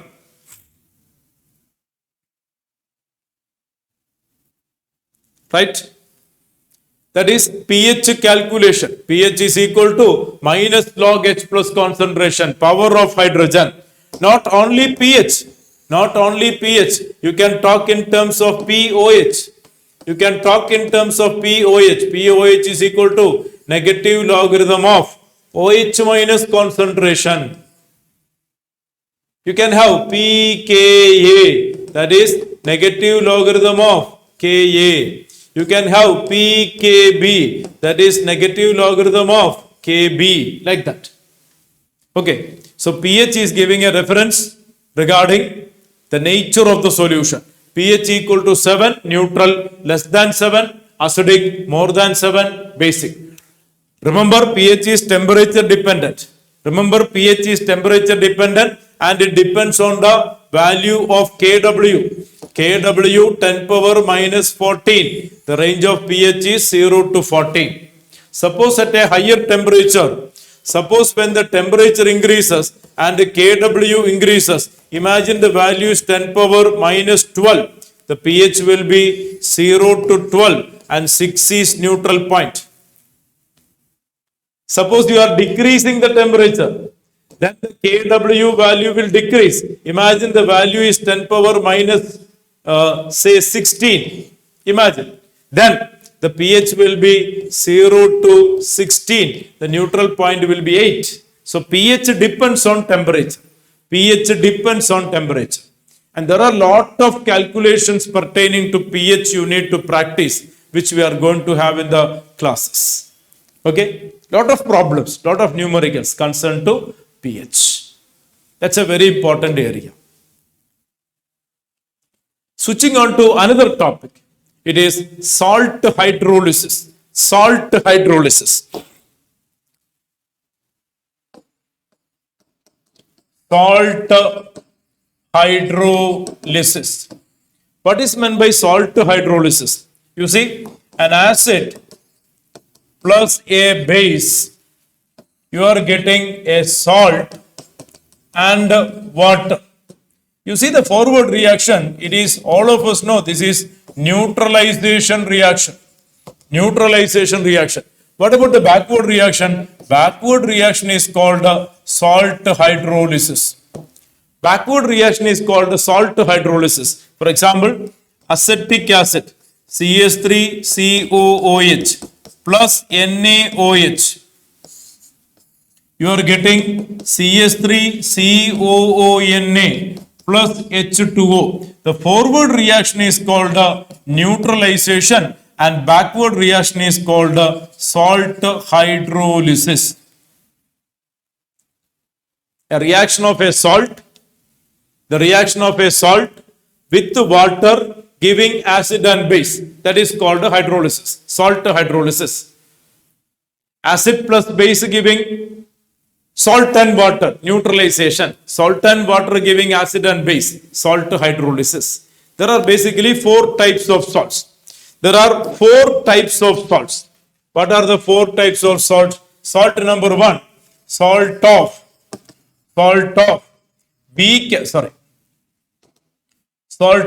strong acid and strong base.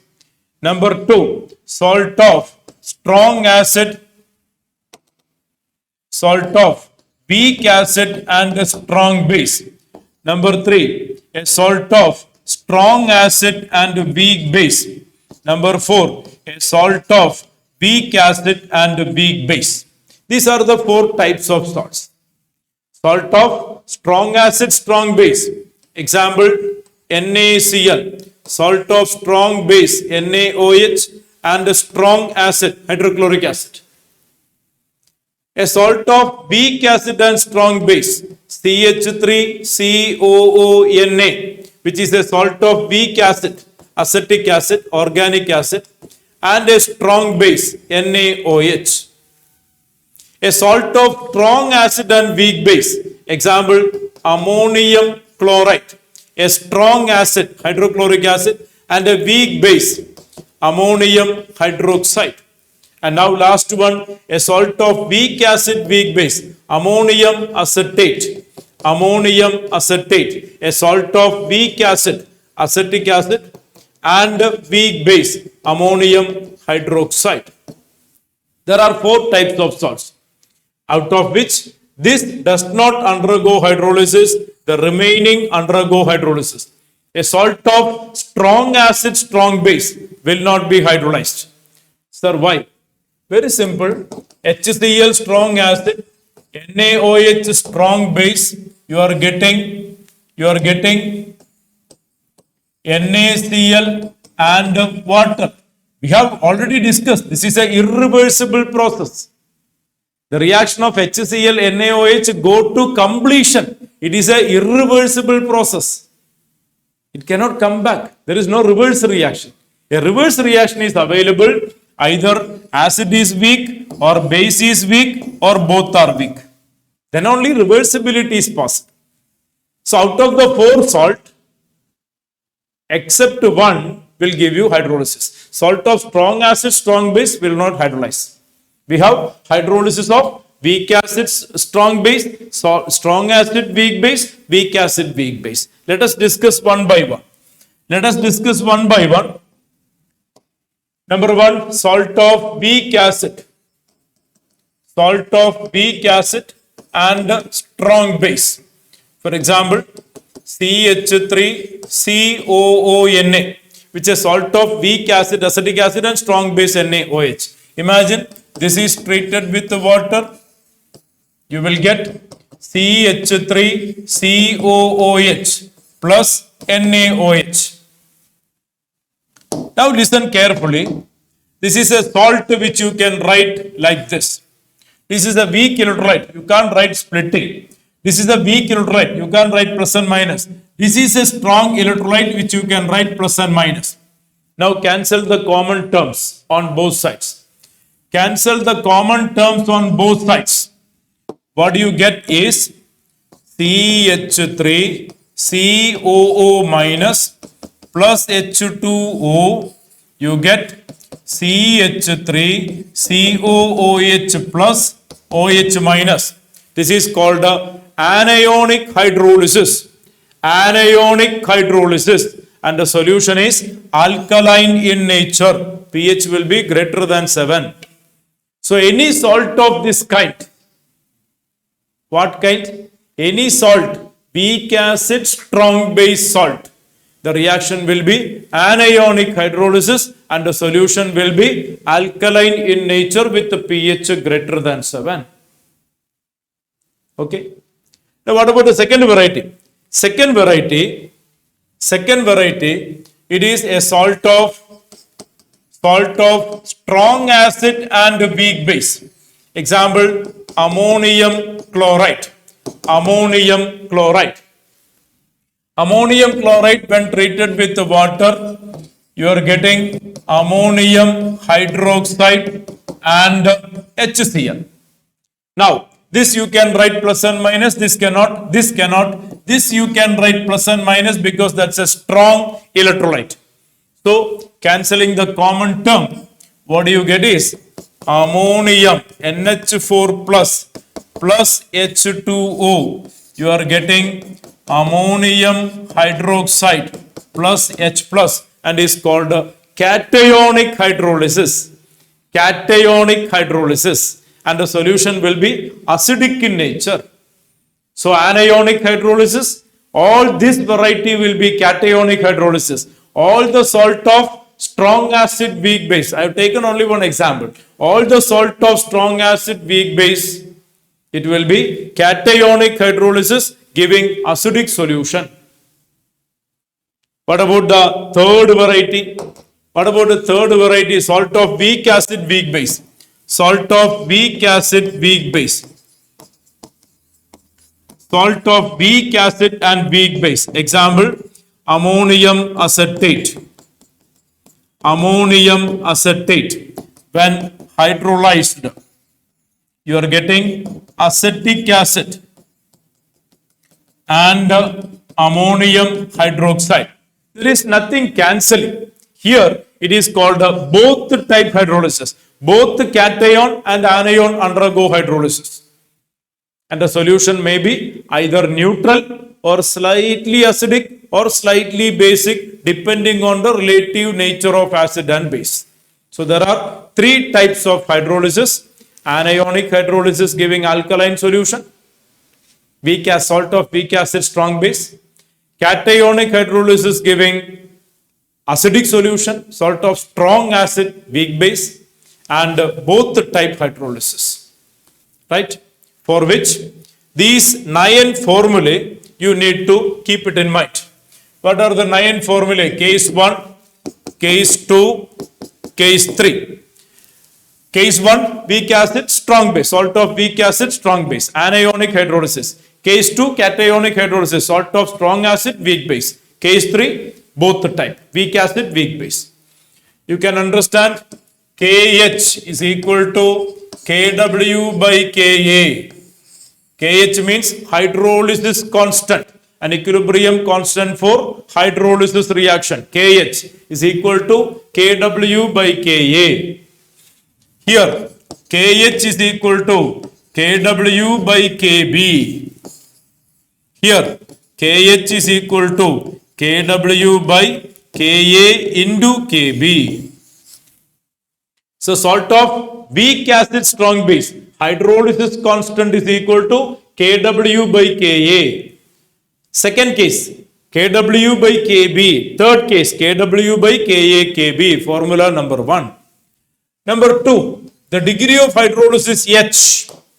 H is degree of hydrolysis, that is equal to root of Kw by Ka into C. Here, H is equal to root of Kw by Kb into C. Here, H is equal to root of Kw by Ka into Kb. This is independent of concentration. So what is H? What is KH? KH is equilibrium constant for hydrolysis. That is called hydrolysis constant. What is H? Degree of hydrolysis, like alpha. Degree of hydrolysis is equal to root of Kw by Ka into C. C is concentration. Root of Kw by Kb into C. Here, independent of concentration. Root of Kw by Ka Kb. Okay. And now, last three formula for pH. pH is equal to, under standard condition, 7 plus half into pKa plus log C. Here, pH is equal to 7 minus half into pKb plus log C. And here, pH is equal to 7 plus half into pKa minus pKb. This is acidic alkaline solution, 7 plus. This is acidic solution, 7 minus. This can be neutral or acidic or basic slightly. It can be 7 or slightly greater than 7 or less than 7. That depends on pKa, pKb values. These are the entire formula, 9 formulae connecting the salt hydrolysis. Salt of weak acid, strong base. Salt of strong acid, weak base. Salt of weak acid, weak base. Okay. Another important topic is common ion effect. Common ion effect.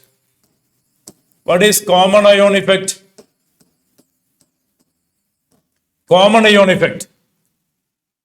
It is nothing but, suppose you have a dissociation equilibria of a weak electrolyte. You have a weak electrolyte dissociation equilibria under a particular condition. And if the degree of dissociation is alpha, you can see the degree of dissociation is suppressed by addition of another electrolyte which contain a common ion. For example, suppose you have a solution CH3COOH having alpha say 80%. Just imagine. To this solution, suppose I am adding another electrolyte CH3COONA. This I am adding to this. You can see the degree of dissociation alpha becomes alpha dash and this value gets suppressed. The degree of dissociation suppressed by addition of another electrolyte to a reaction under equilibrium which contain a common ion. Here, this acts as a common ion. You see, this will dissociate giving CH3COOH, dissociate giving CH3COO minus and H plus, right? And what you have added is CH3COONA, and this is a common ion. Addition of a common ion will take the reaction to backside, Le Chatelier's principle. Addition of this will take the equilibrium to left hand side. Therefore, degree of dissociation decreases. This is called a common ion effect. The degree of dissociation of a weak electrolyte gets suppressed by the addition of another electrolyte which contain a common ion.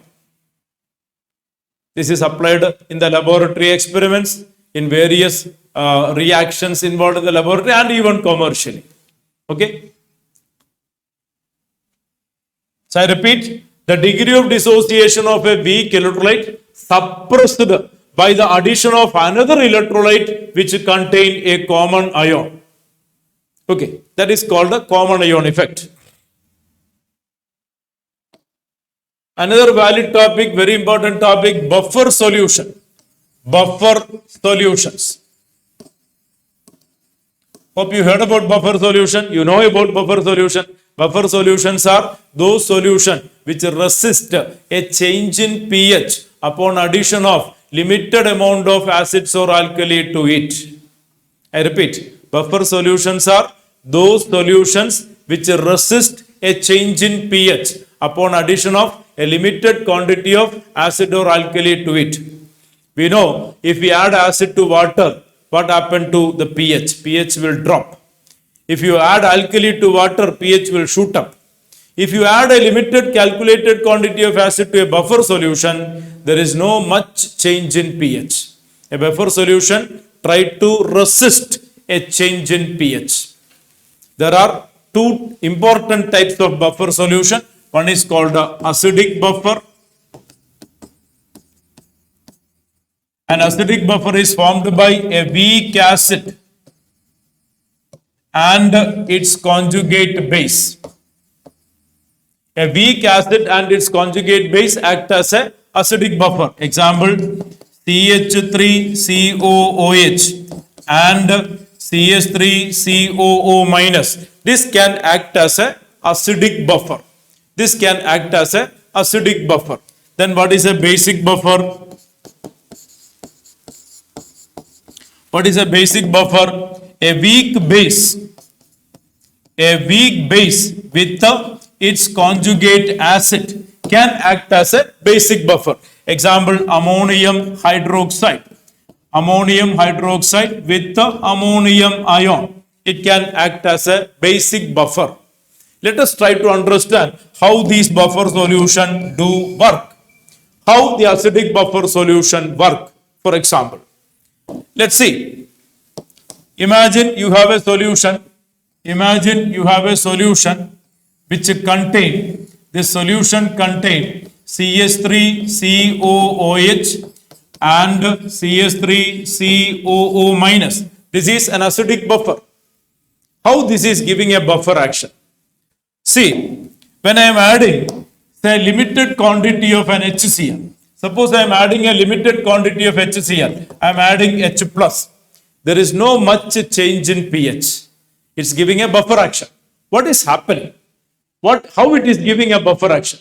You see, we are adding HCl, we are adding H plus. That H plus is reacting with the CH3COO minus. CH3COO minus plus H plus, you will get CH3COOH. You have added a strong acid. The H plus from that strong acid is converted to a weak acid. And there is no much change in pH. Hope you understand. Suppose you are adding some quantity of NaOH. Imagine we are adding a limited quantity of NaOH. That means you are adding OH minus. You see what happens when you are adding OH minus? CH3COOH. It is reacting with this plus OH minus. You will get CH3COO minus and H2O. This H plus and this OH minus is converted to water. You have added OH minus and the net effect is it is converted to water. This OH minus added interact with this H plus and is converted to water. Addition of small amount of water does not cause us much change in pH. So the effect of HCl added, effect of NaOH added is almost resisted by the solution. And this is called a buffer action, buffer solution.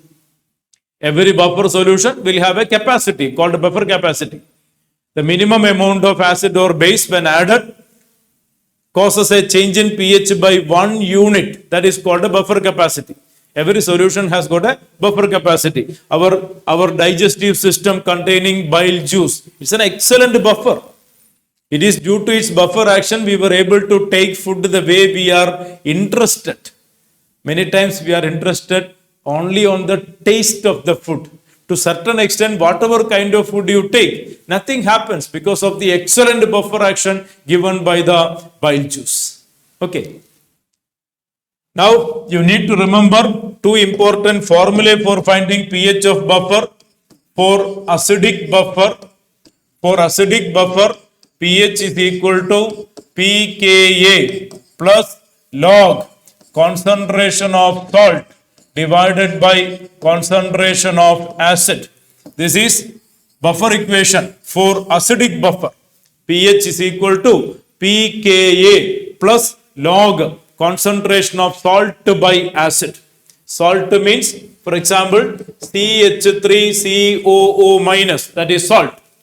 Acid means, for example, CS3COOH, the respective concentration. While for a basic buffer, you can have the formula POH is equal to a similar formula. POH is equal to PKB plus log concentration of salt by base, concentration of base. Salt means, for example, previous case, ammonium ion. Base means, for example, ammonium hydroxide. For example, this is Henderson equation. This is called the Henderson equation. Henderson equation for finding the pH of buffer solutions. Okay. And now the last and final topic on solubility and solubility product constant. Solubility and solubility product constant. That is the last topic from the chapter. Solubility, yes, and solubility product constant, KSP. What is solubility and solubility product constant? Solubility is known to you. Everybody know what is solubility. Solubility means the extent of dissolution is called represented as solubility. How much amount of a solute to dissolve? That is called solubility. Right? Suppose we take AgCl, a sparingly soluble salt, dissolve in water sparingly, you get Ag plus aqueous and Cl minus aqueous. Imagine the solubility is S. That means S mole per liter. Solubility can be represented in different units. Here we represent in molar units. So S amount, S mole per liter AgCl dissolve under equilibrium in a solution. Just imagine, when 1 mole dissolves, you get 1 mole, 1 mole. When S mole dissolves, this will be S and this will be S. And equilibrium constant K is equal to concentration of Ag plus into concentration of Cl minus by concentration of AgCl. As you can see, this is a solid. So this quantity is irrelevant. And you get equilibrium constant K is equal to concentration of Ag plus into concentration of Cl minus, and at equilibrium we call this term KSP, solubility product constant. Solubility product constant. It is the product of molar concentration of ions involved at saturated solution under equilibrium. That is called a KSP. KSP is basically equilibrium constant in a saturated solution under equilibrium. And you can write here KSP is equal to S into S, that is S square, or solubility S is equal to root of KSP. This is a AB type salt. This is a AB type salt. For all AB type salt, this will be the relationship. Suppose we are taking AB2 type salt, CaF2. Suppose we take CaF2. You have Ca2 plus and 2F minus. Imagine S is the solubility. Here you have S and 2S. What is KSP? KSP is equal to concentration of Ca2 plus in the saturated solution under equilibrium into concentration of F minus in the saturated solution under equilibrium square. So you get S into 2S the whole square. 1 mole give 1 mole 2 mole. 1 mole give 1 mole 2 mole. S mole give S mole 2S. So this is S, this is 2S. So S into 2S the whole square. You get 4S raised to 3. This is AB2 type salt. This is AB2 type salt.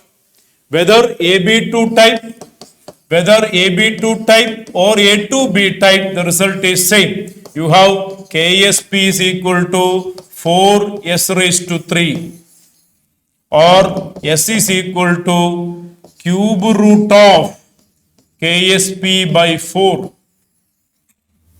like that, right? And what is the general condition you can derive? General condition AXBY giving X times A and Y times B. Suppose the solubility is S. Here it will be XS and here it will be YS. So what is the relationship? KSP is equal to concentration of A raised to X, concentration of B raised to Y. That will be XS whole raised to X, YS whole raised to Y. It will be X raised to X, Y raised to X, S raised to X plus Y. KSP is equal to, this is the relationship. So for any type of salt, you can derive this. Right? AB type, AB type, A2B type, AB2 type same. AB3 type, A3B type, B type same. A2B3 type, A3B2 type same. You can go for a general comment. AXBY. That will be AXBY. Right? And when we discuss about, say, AgCl dissolution, AgCl solid giving Ag plus Cl minus, you can have IP. IP is equal to Ag plus into Cl minus. What is IP? IP stands for ionic product. Ionic product. And same thing we written, KSP is equal to concentration of Ag plus into concentration of Cl minus. What is the difference? What is the difference between IP and KSP? It is something like QC-KC. This is at equilibrium. This is at equilibrium. This is at any moment of the reaction. At any moment of the reaction. This is like QC. This is like KC. Right? And see three scenario in the dissolution of salts. Three situations. QC, like we have seen, QC less than KC, IP less than KSP. It is IP less than KSP. It is like this. Dissolution favors. Dissolution favors. Number 2, IP equal to KSP. It is a saturated solution under equilibrium. And third one, IP greater than KSP. Precipitation dominates. This is precipitation.